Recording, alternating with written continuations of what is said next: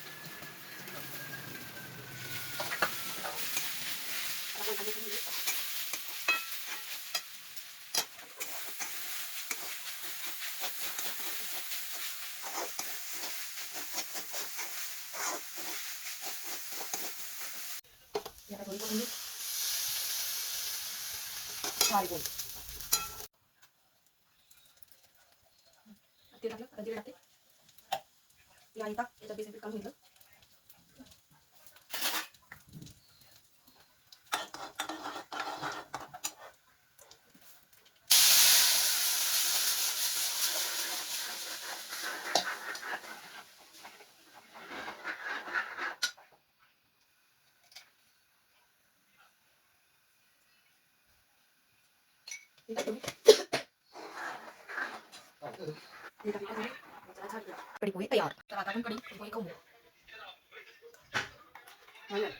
आता मी सिटीत चालले थोडे खरेदीसाठी. पैसे वाटी देऊन मला असं काही काही काही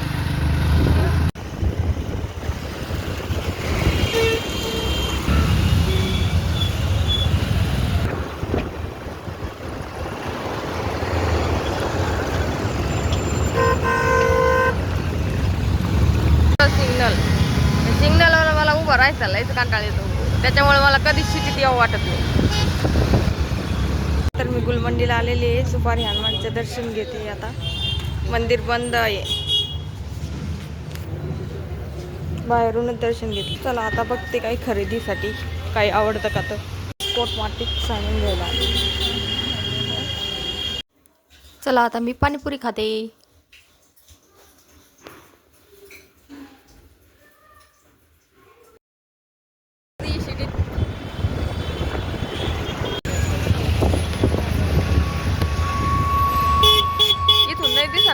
मला पुढं काय झालं वर झाला तर मोबाईल नाही. किती मोठी ट्रॅफिक आहे. किती ट्रॅफिकच आहे. हा, संध्याकाळच्या टायमाला पण तिकडच्या रोड ना राहते. तिकडच्या रोड बोला ना ट्रॅफिक आहे. बाया थोडं मागं तर